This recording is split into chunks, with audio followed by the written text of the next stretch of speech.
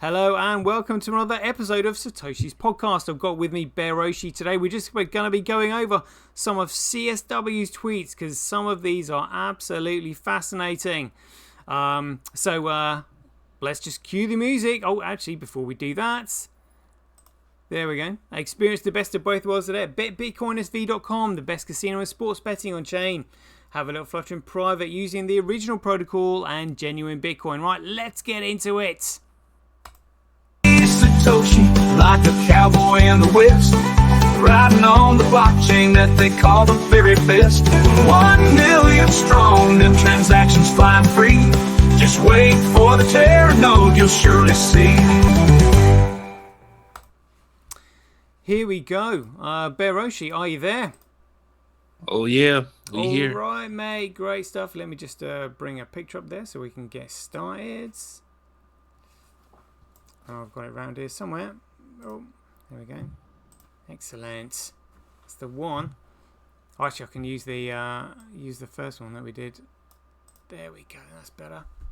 Right. Let's crack on with what Craig has been up to with all of his tweeting at the moment. So I had a few on my profile that came up that people tagged me and they were just like, you need to look at this. This was the first one. So it said somebody had posted here saying Craig write to Stefan Matthews. So Craig had written to Stefan. He said Visto Mail is shut down, literally. And I don't know what the date of this was, but he said they closed the company after I logged in as Satoshi. And Simon saw the domain name purchase in my name in 2008. Like, whoa! Oh, whoa!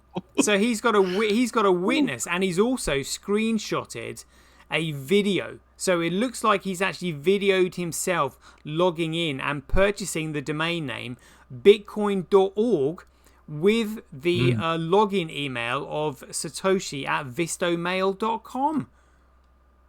That's what it looks like. Yeah, it's massive. Yeah. Classic one here from Truth Machine. So he'd said here, this has not sunken in for people yet. Dr. Wright's solicitors had logged into the Satoshi Visto Mail and anonymous speech account used to register the bitcoin.org domain. What will be the conspiracy theory this time that Dr. Wright cold-booted OS hacked his solicitors? And there's 4 images here. So Craig had said here, I'd already provided access to Visto Mail as far back as 2019, fully cooperating with my legal team in relation to the relevant evidence. Despite this, several solicitors involved in my case have failed their duty to act on this material appropriately by withholding privileged evidence that I had clearly instructed should be disclosed. They not only neglected to follow my direct instructions, but also prevented me the opportunity to present crucial information in my defense. This failure has had a material impact on my case, further exacerbated by Justice Mellor's erroneous ruling without them to override my decision.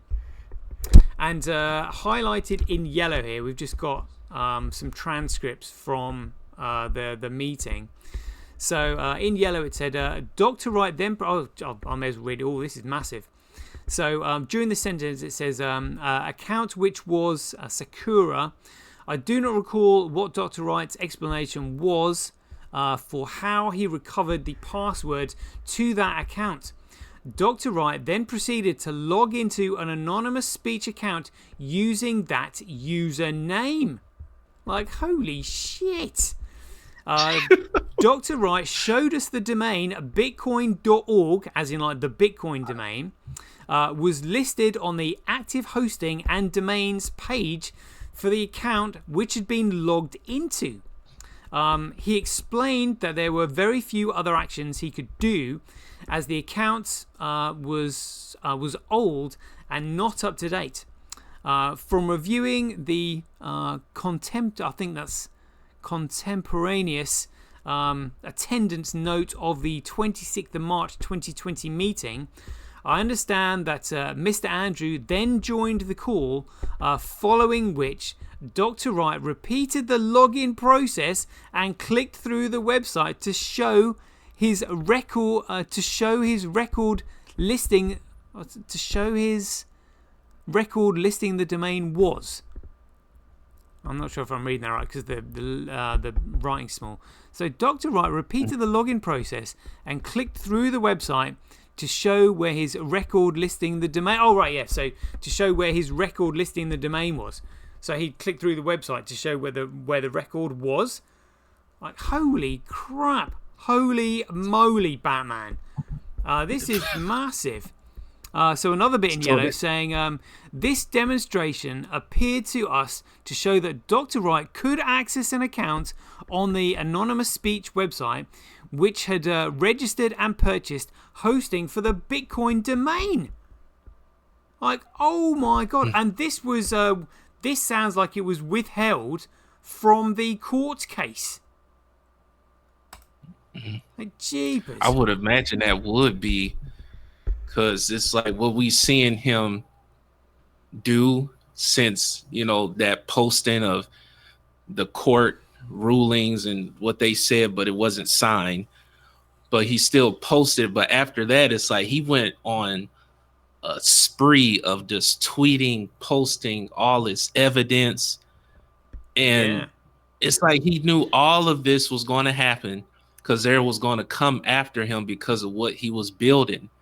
And for him to like to spill it out, it's like people can't even keep up with what he's putting out there because they don't want to hear it. They just like, I don't want to hear this. And he mentioned this in the article. I read just a little bit about the obscurity, I think it was that article he posted, and how that is showing that they don't want people to understand, Bitcoin core people to understand that he is Satoshi Nakamoto. And I'm like, well, if he's spilling all of this, showing very vast knowledge of this technology of a digital electronic cash system, showing evidence, and now this about the domain name and how he screenshotted, that saves a lot of time and in the courtroom, especially that he's doing it on the appeal now. So I really think he's going for, as they say, going for the jugular in this one, going for the knockout. Yeah. There's more here. Oh my god! Check this out. So in point 20, I'm not sure what this transcript is, but it's definitely a transcript because there's different points here. So it said point 20, as indicated from the spreadsheet at page X, which shows a record of my browser history.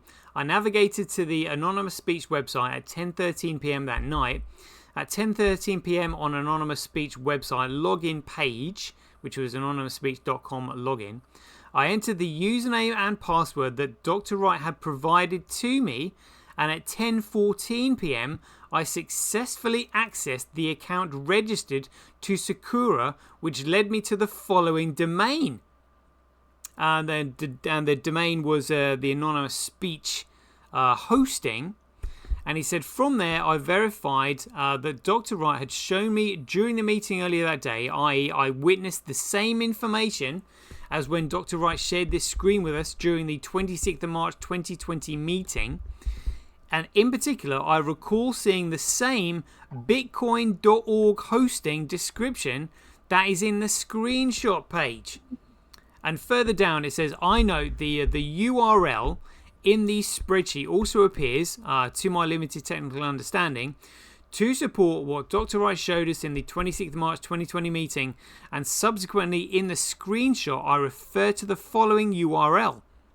And that URL is anonymousspeech.com /bitcoin.org ID. Whoa. He said, I note that this URL contains a reference to the domain change request and then the domain bitcoin.org. I note that the ID matches the order ID displayed under the active hosting and domains in the screenshot. Like, holy moly. And there's two more here. So in yellow, it's at 0.25. I remember thinking that I must capture what I was seeing, but that I was feeling very tired. I resolved to go to bed and to capture those images first thing in the morning. The next morning, Friday 27th of March, I attempted to access the anonymous speech website, but found that it was down, apparently for maintenance. So they must have been on to him straight away. Point 31, this is the last page. It appeared to me that the account had been erased or otherwise made inaccessible. It was at this point that I started to consider the possibility it was not a coincidence that the anonymous speech website suddenly 3-day downtime started mere hours after Dr. Wright and I had both accessed their account, and that perhaps two events were connected. So the event of him logging into the anonymous speech website using the Vistomail account, logging onto the Bitcoin.org website, and then him, and then their downtime. The two were linked. So he's suggesting that they logged in as Satoshi Nakamoto like twice, and then it went down for 3 days, and the account was erased. Like, holy shit! Holy shit! This really is some substantial evidence. Like, they coming out the woodworks with it. And he's got loads, mate. It actually looks like he's got a video here. So Craig, I think this is Craig typing. He said, if they had a brain cell, they would have at least taken a picture. And I think it's Stephen Matthews saying, I know. And then Craig has actually literally got a video on his phone of him logged in to the Bitcoin.org hosting account. Like on here. I mean, it's just massive. Yeah. Yeah. And also, now, is he... Oh, go ahead. He's also nailed Zuko Wilcox for committing perjury in the court. Check this out. So he said Zuko's assertion before the judge that he had no means of running Bitcoin in 2009 because it did not run on Windows is not only inaccurate but also deliberate, and a deliberate attempt to mislead the court. Contrary to his testimony, Bitcoin was capable of running on Windows from its early visions, and Zuko, given his technical background and involvement in the field, would have had the expertise to run Bitcoin on a Windows system during that time. His claim that he lacked the technical ability to engage with Bitcoin is a blatant misrepresentation. And there is a screenshot here dated the 16th of October 2009, and it literally says here Zuko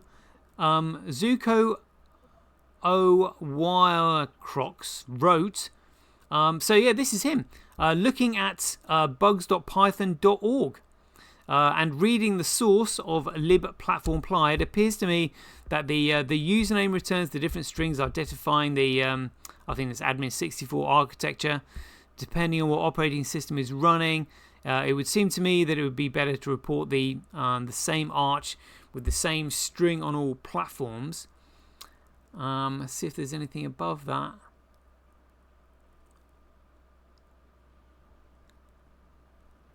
Oh yes, so it looks like he was using Python on Windows. And so the excuse that he had no means of running Bitcoin in 2009 because it did not run on Windows is not only inaccurate but also a deliberate attempt to mislead the court. So he was capable of running. Bitcoin was capable of running on Windows from its early versions, and Zuko, given his technical background and involvement in the field, would have had the expertise to run Bitcoin on Windows. Like, absolutely. Oh my goodness. And this, man, he mentioned something in a tweet about Terranode, I believe, and people are just trying to catch up to what he already knew and been working on years ago, and that's what we hearing now. because it's a lot to digest when, you know, they try so hard to cover it up, but they couldn't. And with his input, his background certifications, is we seeing it on full display. Yeah. I had somebody had actually tagged me in this and said this needs to be this post needs to have a show done on it. And so CSW had actually written, Zuko Wilcox, during his testimony, committed perjury by falsely claiming that he had never worked on Windows in 2009.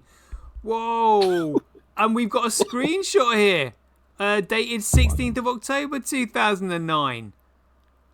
No way. So let's just continue here. So he said that he had never worked on Windows in 2009 and that he could not have run Bitcoin due to its incompatibility with Windows. This claim directly contradicts well-documented evidence of his involvement in support and development on the Windows platform during the relevant time period. Publicly available records from that time, which remain accessible online, clearly demonstrate that Zuko was actively engaged in Windows-related development work in 2009, including support tasks and programming efforts. Oh my goodness me. And there's another picture here of the Wayback Machine that Craig has put up here.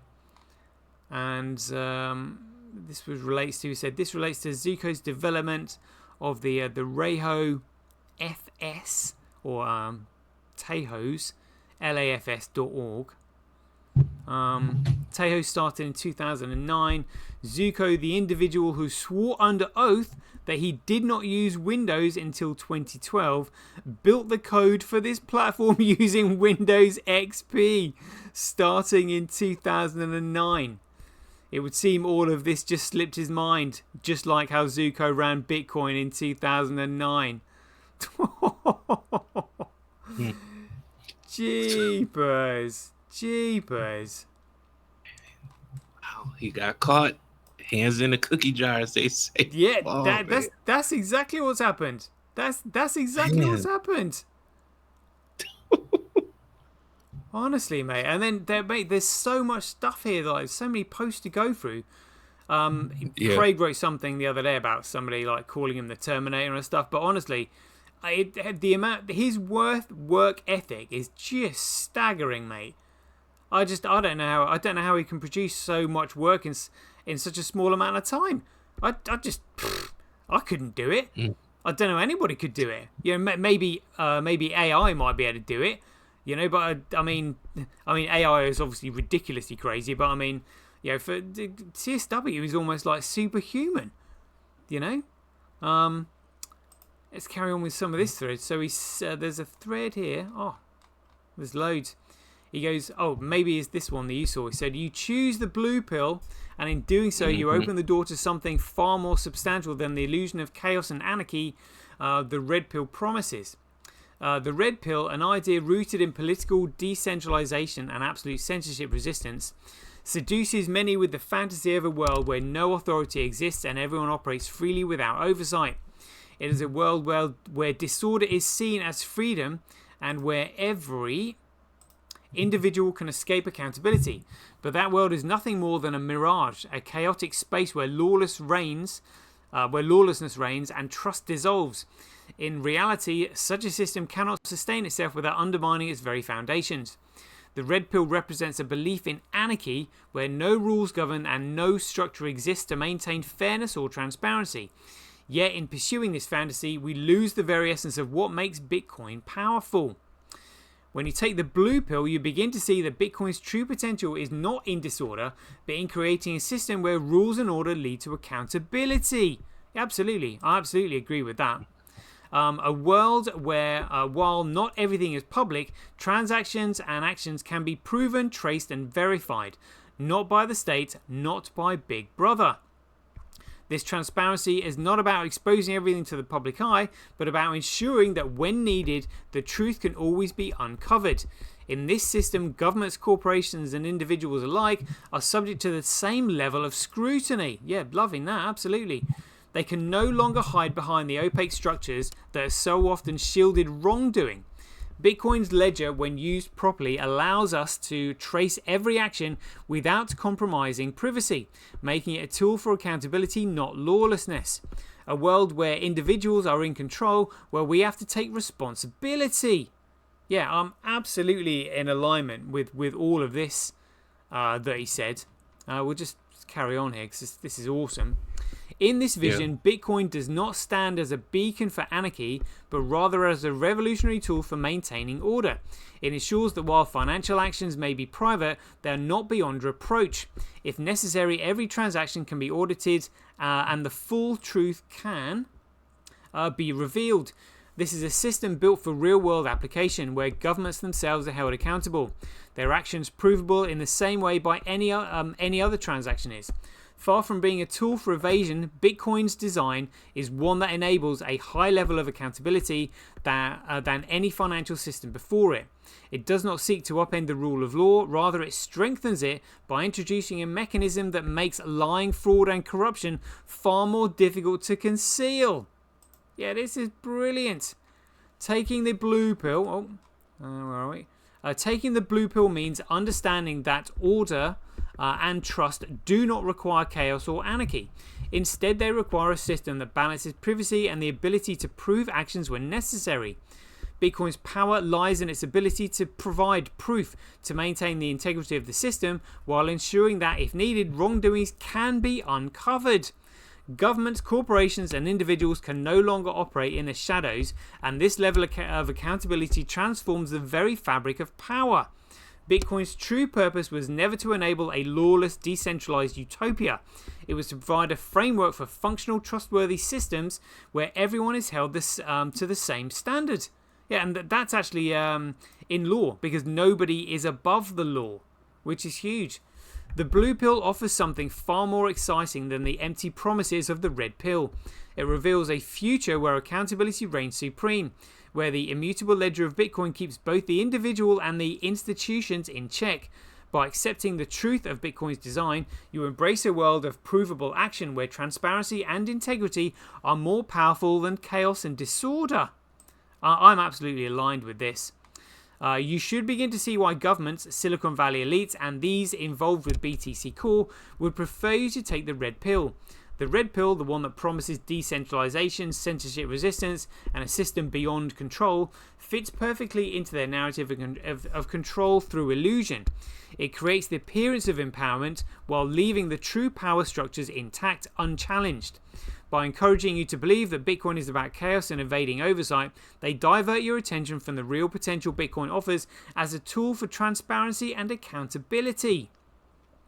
Governments in particular understand that chaos leads to instability. Yeah, absolutely. Which makes it easier for them to maintain control, through instability. If the system is seen as anarchic, then governments have all the justification they need to impose stricter regulations and surveillance. That's exactly what's going on. Yeah. It allows them to perpetuate the notion that Bitcoin is dangerous, used for nefarious purposes, and needs to be contained. Meanwhile, they continue to operate without the accountability that Bitcoin's true design could impose on them. Absolutely. They want you to see Bitcoin as a tool for disorder, so they can clamp down on it without ever having to face the real threat it poses. An immutable system where their actions can be proven and traced. Absolutely. Just 3 more points here. Similarly, Silicon Valley, with its deeply ingrained culture of creating monopolies and controlling information, benefits from the red pill narrative. The more people believe in the myth of decentralization as a political ideal, the easier it becomes for tech giants to consolidate their influence under the guise of promoting freedom. They can control the flow of information, the platforms where discussions take place, and ultimately shape the narrative of what Bitcoin is supposed to represent. Behind the scenes, however, their interests align with a system that maintains centralization of power in their hands. By pushing the anarchic fantasy of the red pill, they prevent people from realizing the true power of Bitcoin, a system that could dismantle their stranglehold on data and transparency. Last 2 points here. BTC Core is no different. The narrative they push for a decentralized censorship-resistant system helps to entrench their position at the heart of the Bitcoin development, even as they steer the project away from the original purpose. By promoting the idea that full nodes are critical and that Bitcoin must be insulated from government influences at all cost, they keep control of the narrative while preserving their influence. The truth is that the myth of decentralization they sell doesn't threaten their control, it strengthens it. Exactly. They want you to believe in the illusion so you don't question their role or the direction they are taking the network. By taking the red pill, you buy into their version of a reality where disorder reigns and Bitcoin's potential for transparency and accountability is overlooked. But once you see through this illusion, it becomes clear why they would rather you remain in the dark. The red pill keeps you distracted, living in a world of ideals that don't challenge the existing structures of power. The blue pill, on the other hand, opens your eyes to Bitcoin's real potential to demand transparency, even from those who seek to control it. Whoa. That is massive. And this is the one I was going over, and it was how he flipped the script with the red pill, blue pill analogy. So it's just a fantasy of the red pill, which they giving people. You know, don't think, don't look into it, don't listen to Craig Wright, don't do anything concerning BSV, but just let us tell you, and we'll control how much you get, and which we really not gonna give you anything. But just make sure you keep eating at our table, what you're really not eating at the table. You're getting the scraps. Make sure that you don't look over there. Don't question my authority, or you're gonna have a hard time living.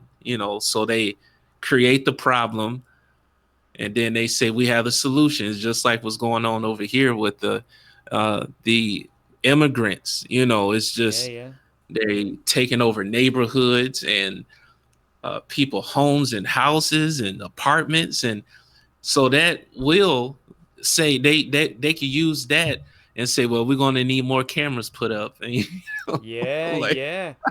We've had that over here as well. They're saying, the cameras are for crime prevention. Well, they don't prevent crime one little bit. They record crime. They don't prevent crime. The way you prevent crime is by actually teaching people the law, by getting people to integrate into society.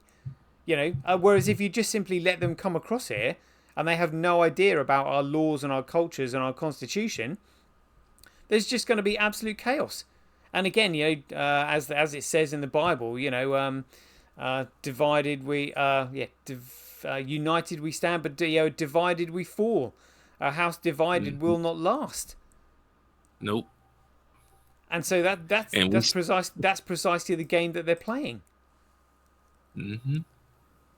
It's just a big game all around. This is chess we seeing with what Craig Wright is putting out, and how they prefer, like they making it so comfortable that you take the red pill, so you be like, yeah, I got it, because that's what's being promoted, the red pill movement with information and all these things surrounding it. But in this case, then he had not an emoji, but a meme with the Matrix, and they pouring out blue pills on the table, so it's just helping you to see it from a different point of view about how they truly are causing order through chaos. That's what we're seeing.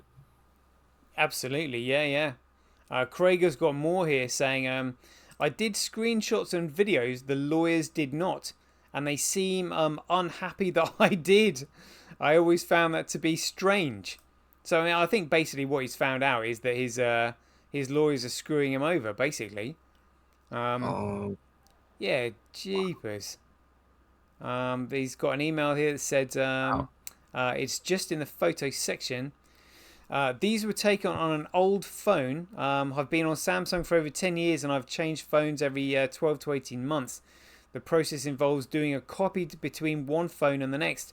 The reason we need Simon to attest that he saw the site, that's the bitcoin.org site, is so that they cannot argue that I set up something to look like the other site that can now no longer be verified anyway because of the site shutting down. Like jeepers. So actually, it's not even the so Vistomail is shut down, but it looks like they've actually shut down anonymous speech as well. Jeepers. I mean, and they were going on about how or the judge was going on about how Craig is thinking that there's a massive conspiracy against him. Well, he's just proved that there is. It's a huge conspiracy. And he's also said here in this post here, he says Saran Jones is a registered attorney. And there's a really interesting picture of actually a document, an affidavit, that's actually been sealed properly.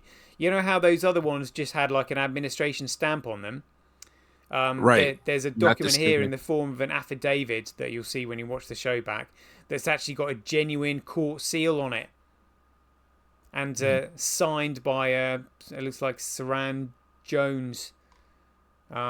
Signed, sealed, and stamped, and dated 30th of July 2024. So she is a registered attorney, whereas they were maybe trying to, play the card that she wasn't, and she didn't know what she was doing or something like that. I mean, it actually looks to me like every single one of Craig's lawyers have tried to do one over on him. Like certainly in recent times, I think with the Ira Kleiman case, so Craig won that, but the jury said, "Oh, okay, well, you've won that. You are the sole and rightful owner of the Satoshi coins because nobody else has got a claim on them." But the powers that be, as in like the crypto cartel, for want of a better word, they were the ones that were writing all the articles saying, "Oh, Craig has to move $100 million, back to a company that he stole it from." And it's like, well, actually, so Craig has to return $100 million to W&K Defense that he owns a controlling stake in. So he's basically got to return $100 million back to himself. And they were completely overlooking the fact that the court said specifically that Craig mined those coins on his own, and there was no evidence of any partnership or any other involvement whatsoever. Craig Kleiman had nothing to do with it. Craig instructed Dave to create the Tulip Trust for him as him being the beneficiary. And the coins were to be returned back to him on the 1st of January 2020.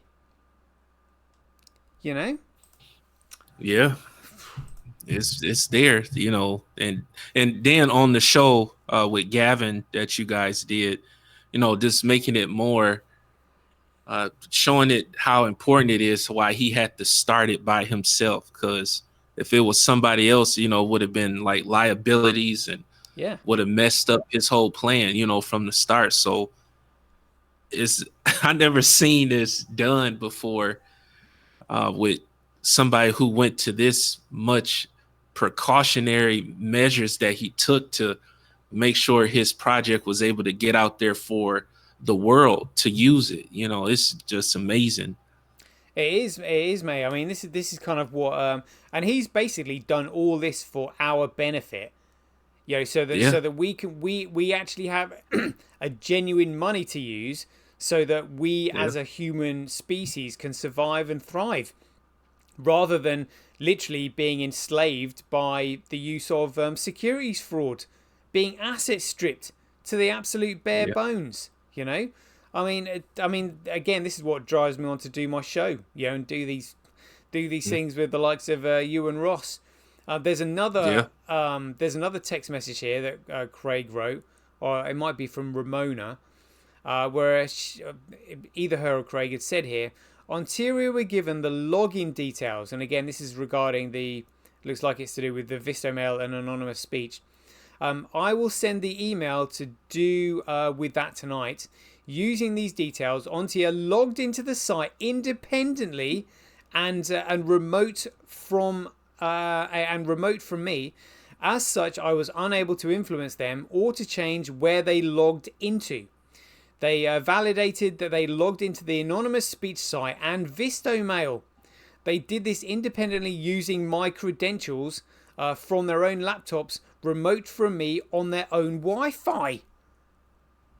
Like, jeepers, all of this. Wow. And Craig was also going on about saying, so he was saying that they did not accept privileges from. He was so Craig had waived privileges in the court case, and his lawyers have said, well, no, because you're Asperger's, because of your disability, we're not allowing you to waive those privileges. So, I mean, I didn't really understand what was going on at the time, but now I realise that they were absolutely screwing him. And he was just like, well, they've discriminated against me. Because waiving those privileges would have allowed evidence in court to demonstrate that I was who I say I am, which is Satoshi Nakamoto, the creator of Bitcoin. By waiving these privileges. No, I waive that privilege. You can see it. And his lawyers were just like, no, we don't think that's a good idea. I mean, it's all coming out now. It's all in the dirty laundry. Like, I found there's another email here that Craig has said here. So he said, Stefan, 2 things. I want to start meeting and talking with the company and more in the new year. 2, more importantly, I want Simon and Samus as witnesses in Norway. They fucked the evidence but saw the domain. Please make certain they say this. They want to hide using my privilege. I waived it. Yes, he was saying I waived his privilege. So, and Stefan had said, got it. And that's when he said, Vistomail is shut down. Literally, they closed the company after I logged in as Satoshi. So it looks like they shut down anonymous speech and company. Yeah. So they literally shut down Vistomail and anonymous speech. So no way of logging in. Unbelievable. There's more here. So it said here, and more. A phone, mine, is 4 phones ago. I no longer have it. 7th of June 2019. These show the secure account. The Satoshi Vistomail was from this. The Bitcoin.org purchase was on this account. Crikey. So he said, disclosure, I've given them to every lawyer. Then these are 18 on the number 18 on the issue list. So Craig actually gave that to his solicitors. If they had a brain cell, they would have at least taken a picture, and that's what Craig has got here. So Craig has actually taken a video here and screenshotted it to Stefan, saying if the solicitors had a brain cell, they would have taken a picture. And it looks like he's taken a video just in case they didn't take a picture because he didn't think that they would, and they didn't. Man. Oh my goodness me. Man, that was funny. They trying to cover up and they can't. They got all these holes that's in their plan and they trying to plug them, but it's stuff just keep opening up over here and over there. And they just losing their grips on this, but this is what happens, when it comes to true wealth, what true money is, not currency. It's useless in the hands of those who are wicked, but those who are righteous, trying to help others to have an equal opportunity, those the ones who are going to thrive more and longer, than what we see in here with Greg Coin. Yeah, and do you know what?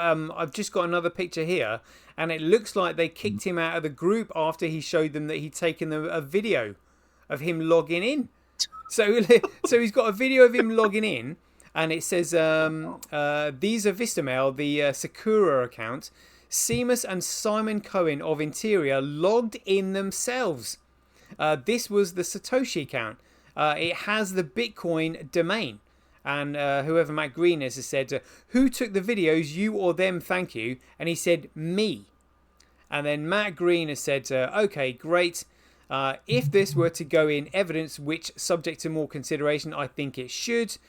Can you put down in a document in plain English terms the relevance of those videos? The relevance is huge.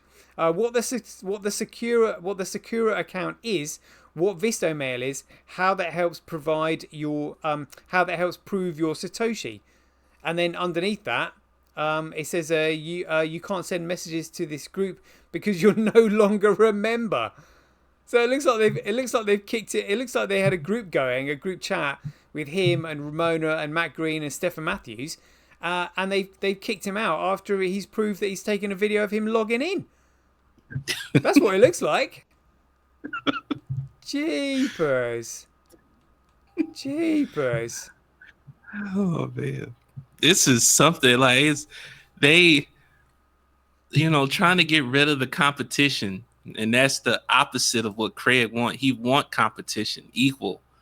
Nobody can get the one up on somebody because they have more printed currency than the next person. But this is crazy. Wow. You know what? Maybe because there's so many emails here. Maybe me and you should just sort of like go through this and pick out the best ones, and like do another show on it tomorrow or whenever you're free. Yeah, you could send that to me, and then I can go through them as well. Yeah, mate, there is so much stuff in this email. I mean, in these threads and stuff. Like, jeepers. He says, at Google Workspace Support, I just asked me to send them my EIDAS certificate to troubleshoot an issue, but this is completely disregarded. The legal framework around secure certificates, particularly in the UK. Under UK law, the EIDAS certificate is meant to guarantee the integrity and security of private keys.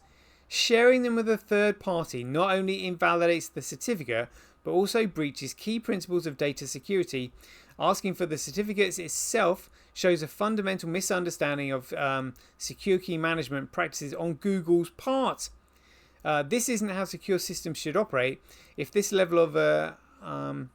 the level of support I can expect, it might be time to move to Microsoft where things are done properly. So, I mean, literally, there's an email here where Google Workspace has said, thanks for the information. To further check, we need that certificate because without the certificate, we can't troubleshoot anymore. Because we need to check whether the issue is of the certificate end or our end. To check all these settings, we need to check the certificate. So I'm guessing like by checking the certificate, they're effectively kind of like the equivalent of asking for private keys.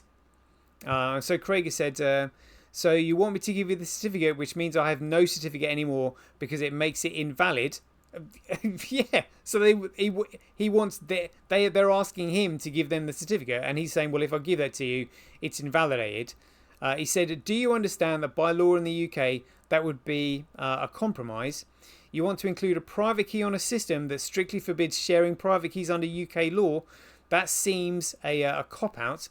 Honestly, I only spend around £18,000 to £20,000 a year.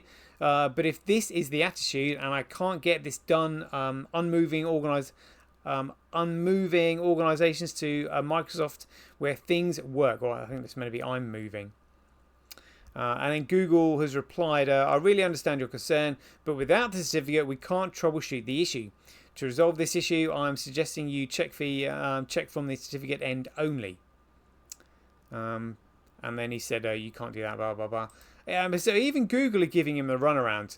But I mean, Google, Apple, Microsoft, they're literally all like one and the same now. But I mean, Windows or Microsoft has obviously been around a lot longer than Google. But I mean, Google is still just an absolute behemoth. I mean, there's loads, mate. But he says, this message was generated by Terminator bot. I'll be back if you require further assistance. This is epic. This is epic. It is. It's like watching a movie. It is a movie. It's just we seeing it play out.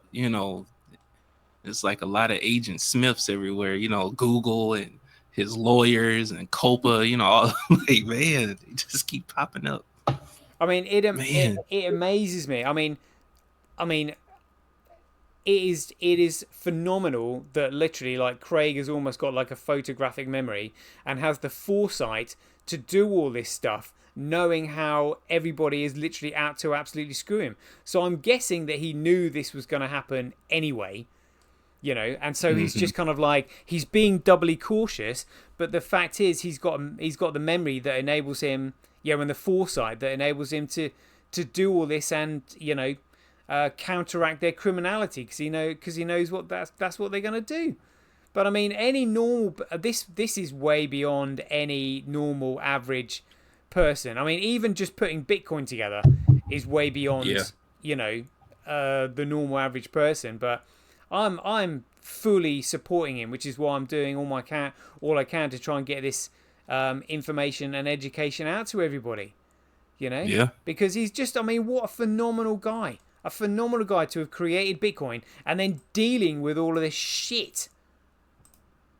Like, my goodness me. And then he still had to put that, that load of tosh thing on his... I wonder how long that has to stay up there for.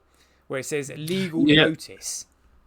I was thinking when the appeal get approved, I believe he said one of his tweets, he'd be able to take it down once it's been approved. So it's still in the application process, which he just filed for. So once the appeal get approved, then he could take that off his website and on his Twitter account, X, you know. Yeah. Did you see the latest pictures that he posted of him out sea kayaking? No, I didn't see that. Oh mate, yeah. He's been sea kayaking, but I mean, that actually reminded me of a video I saw of a plane crash that crashed into the ocean, and the CIA suspected that that there would be survivors of this plane crash that could be picked up quite easily by the lifeguard, and so they sent scuba divers out to actually assassinate the individual on the plane that they wanted rid of, and they've got footage of it. And so some guy was actually filming, and this is what the assassin didn't recognize. But there's scuba. I mean, can you imagine being in a plane crash, you know, landing on the water, but feeling lucky to be alive, and then having a scuba diver come up out of nowhere and stab you? Yeah, just like, take you out, like, man. Jeepers. Oh, I'm laughing at just like how insane it is.